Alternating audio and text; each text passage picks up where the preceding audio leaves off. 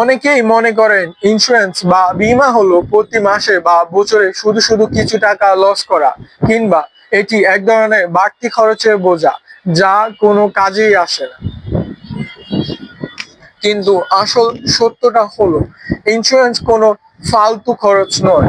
এটি হলো চরম বিপদের দিনে আপনার পরিবারকে টিকিয়ে রাখার সবচেয়ে বড় অর্থনৈতিক হাল ও ব্যাকআপ প্ল্যান। আজ আমরা একদম সহজ ভাষায় আমাদের চারপাশের চেনা উদাহরণের মাধ্যমে বুঝবো ইন্স্যুরেন্স আসলে কি এবং এটি কিভাবে কাজ করে, কিভাবে এটি ব্যক্তি ও দেশের অর্থনীতিকে সাহায্য করে। আপনি যদি আপনার জীবন এবং কষ্টার্জিত সম্পদকে যে কোনো হঠাৎ আসা বড় দুর্ঘটনা থেকে সুরক্ষিত রাখতে চান, তবে ইন্স্যুরেন্সই এই গভীর বিজ্ঞানটি বোঝা আপনার জন্য সবচেয়ে বেশি জরুরি। ইন্স্যুরেন্সকে সহজভাবে বোঝার জন্য প্রথমে আমাদের একটি ছাতার কথা চিন্তা করতে হবে। কড়া রোদের মধ্যে আমরা যখন ছাতা নিয়ে বের হই, তখন হয়তো ছাতাটি বহন করা একটা বাড়তি ঝামেলা মনে হয়। কিন্তু হঠাৎ যখন মুষলধারে বৃষ্টি নামে, তখন ওই ছাতাটি আমাদের ভিজে যাওয়া থেকে রক্ষা করে। ইন্স্যুরেন্স হলো আপনার জীবনের সেই অর্থনৈতিক ছাতা যা সুসময় আপনার পকেট থেকে ছোট ছোট প্রিমিয়াম নেয়, কিন্তু অসময় আপনাকে এবং আপনার পরিবারকে সম্পূর্ণ ধ্বংস হয়ে যাওয়া হাত থেকে বাঁচায়। এবার মনে প্রশ্ন আসতে পারে, এই পুরো প্রক্রিয়াটি আসলে কাজ করে কিভাবে? ইন্স্যুরেন্স মূলত কাজ করে রিস্ক ফোলিং বা ঝুঁকি ভাগাভাগি করার নিয়মে। ধরুন, একটি সমাজে 100 জন গাড়ি চালক আছেন এবং প্রত্যেকের গাড়ির দাম 10 লাখ টাকা করে। বছরে যেই কোনো একজনের গাড়ি মারাত্মক দুর্ঘটনার শিকার হতে পারে, তখন ওই একজন একবারে 10 লাখ টাকা ক্ষতি হবে, যা হয়তো তাকে দেউলিয়া করে দিবে। তখন এই 100 জন মানুষ যদি চুক্তি করে যে তারা প্রত্যেকে প্রতি বছর 10,000 টাকা করে একটি ফান্ডে জমা রাখবেন, তবে বছর শেষে ফান্ডে জমা হবে মোট 10 লাখ টাকা। এবার এই বছর যার গাড়িটি দুর্ঘটনায় পড়বে, তাকে ওই ফান্ড থেকে 10 লাখ টাকা দেওয়া হবে। এর ফলে ছোট একটি প্রিমিয়াম বিনিময়ে সবার বড় আর্থিক ঝুঁকিটি দূর হয়ে গেল। ঠিক এই নিয়মে বড় বড় ইন্স্যুরেন্স কোম্পানিগুলো কাজ করে। লাখ লাখ মানুষের কাছ থেকে ছোট ছোট টাকা, যাকে প্রিমিয়াম বলা হয়, সংগ্রহ করে তারা একটি বিশাল ফান্ড তৈরি করে এবং ক্ষতিগ্রস্তদের ক্ষতিপূরণ দেয়। এখন জানা যাক বাস্তব জীবনে ইন্স্যুরেন্স মূলত আমাদের কিভাবে এবং কোন কোন খাতে টিকিয়ে রাখতে সাহায্য করে। প্রথম এবং সবচেয়ে গুরুত্বপূর্ণ হলো লাইফ ইন্স্যুরেন্স বা জীবন বীমা। একটি পরিবারে যিনি একমাত্র উপার্জনক্ষম ব্যক্তি, তার যদি হঠাৎ কোনো দুর্ঘটনা বা মৃত্যু ঘটে, তবে পুরো পরিবারটি মুহূর্তের মধ্যে আর্থিক বিপর্যয়ের মুখে পড়ে যায়।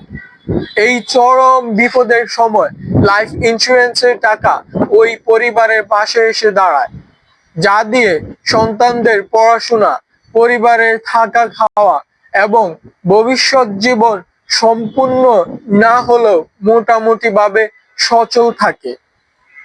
দ্বিতীয়টি হলো হেলথ ইন্স্যুরেন্স বা স্বাস্থ্য বীমা।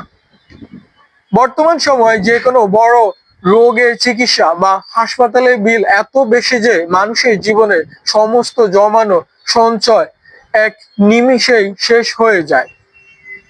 কিন্তু আপনার যদি একটি হেলথ ইন্স্যুরেন্স করা থাকে, তবে হাসপাতালে সেই লাখ লাখ টাকার বিল ইন্স্যুরেন্স কোম্পানি সরাসরি পরিশোধ করে। ফলে চিকিৎসার অভাবে কাউকে মারা যেতে হয় না এবং জমানো পুঁজিও সুরক্ষিত থাকে। এছাড়াও রয়েছে প্রপার্টি বা বিজনেস ইন্স্যুরেন্স। আগুনে দোকান পুড়ে যাওয়া, কারখানা ডাকাতি হওয়া বা প্রাকৃতিক দুর্যোগ ব্যবসা ধ্বংস হয়ে গেলেও ইন্স্যুরেন্সের টাকা দিয়ে ব্যবসায়ী আবার নতুন করে ঘুরে দাঁড়াতে পারে। এবার আমরা আলোচনা করব একটি অত্যন্ত গুরুত্বপূর্ণ বিষয় নিয়ে। এই ইন্স্যুরেন্স ব্যবসাটি ইকোনমিক্যালি বা সামগ্রিক অর্থনীতিকে কিভাবে সাহায্য করে। শুনতে অবাক লাগলেও এটি সত্যি। একটি দেশের অর্থনীতিকে স্থিতিশীল রাখতে এবং বড় বিনিয়োগ সচল রাখতে ইন্স্যুরেন্স কোম্পানিগুলো ব্যাকবোন বা মেরুদণ্ড হিসেবে কাজ করে।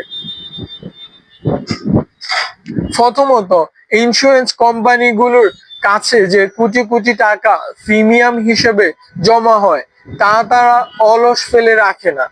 এই বিশাল ফান্ড তারা দেশের বড় বড় মেগা প্রজেক্ট, সরকারি বন্ড এবং শেয়ার বাজারে বিনিয়োগ করে। এর ফলে দেশের রাস্তাঘাট, ব্রিজ, বিদ্যুৎ কেন্দ্র মতো বড় বড় অবকাঠামো তৈরি করা সরকারের জন্য সহজ হয়, যা পরোক্ষভাবে দেশের অর্থনৈতিক প্রবৃদ্ধি বা জিডিপি বৃদ্ধিতে সরাসরি ভূমিকা রাখে।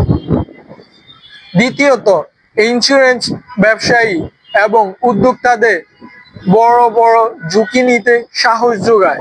একজন ব্যবসায়ী যখন জানেন যে তার জাহাজ ডুবে গেলে বা কারখানা আগুন লাগলে ইন্স্যুরেন্স তাকে বাঁচাবে, তখন সে নতুন ও বড় ব্যবসা বিনিয়োগ করতে ভয় পায় না।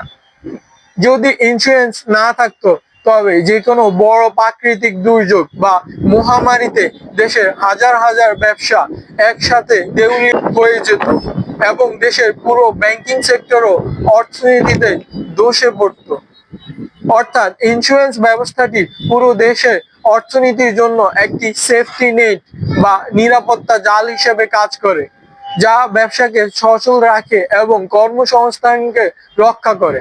তবে সবকিছুর মতোই ইন্স্যুরেন্স করার ক্ষেত্রেও কিছু নিয়ম রয়েছে, যা না জানলে উপকারের চেয়ে ক্ষতি বেশি হতে পারে। অনেক সময় মানুষ কোম্পানির শর্তাবলী, টার্মস এন্ড কন্ডিশন ভালো করে না পড়ে ইন্স্যুরেন্সে সই করে এবং পরে যখন দাবি বা ক্লেম করতে যান তখন নানা আইনি জটিলতায় পড়েন। তাই যে কোনো ইন্স্যুরেন্স করার আগে পলিসি কাগজটি খুঁটিয়ে খুঁটিয়ে পড়া, কোম্পানির ক্লেম সেটেলমেন্ট রেশিও বা তারা কত শতাংশ মানুষের টাকা সঠিকভাবে ফেরত দেয় তা যাচাই করা অত্যন্ত জরুরি। সবসময় একটি বিশ্বস্ত এবং সরকারিভাবে অনুমোদিত ইন্স্যুরেন্স কোম্পানির সাথে যুক্ত হওয়া উচিত, যাতে আপনার কষ্টের প্রিমিয়ামের টাকা কোনোভাবেই লোপাট না হয়। দিন শেষে ইন্স্যুরেন্স কোনো বিলাসিতা নয় বা এটি কোনো লটারিও নয় যে এখান থেকে তাড়াতাড়ি রাতারাতি লাভবান হওয়া যাবে। এটি হলো আপনার আর্থিক সুরক্ষার একটি বিজ্ঞানসম্মত চুক্তি। আপনি যদি আপনার পরিবার, আপনার স্বাস্থ্য এবং আপনার ব্যবসাকে একটি নিরাপদ ভবিষ্যতের গ্যারান্টি দিতে চান, তবে ইন্স্যুরেন্সকে লস মনে না করে একে একটি অপরিহার্য ডাল হিসেবে গ্রহণ করাই হবে বুদ্ধিমানের কাজ। তাই জীবনের অনিশ্চয়তাকে ভয় না পেয়ে সঠিক পলিসি বেছে নিন, নিজেকে সুরক্ষিত করুন এবং একজন সচেতন ও দূরদর্শী মানুষ হিসেবে নিজে ও দেশের অর্থনৈতিক ভিতরকে মজবুত করুন। ধন্যবাদ দর্শক বন্ধুরা, এতক্ষণ পর্যন্ত আমাদের সঙ্গে থাকার জন্য। আশা করি পরবর্তীতে অন্য কোনো ভিডিওতে আবারও আপনাদের সঙ্গে দেখা হবে। সেই পর্যন্ত ভালো থাকুন, সুস্থ থাকুন, নিরাপদে থাকুন এবং আমাদের সঙ্গেই থাকুন।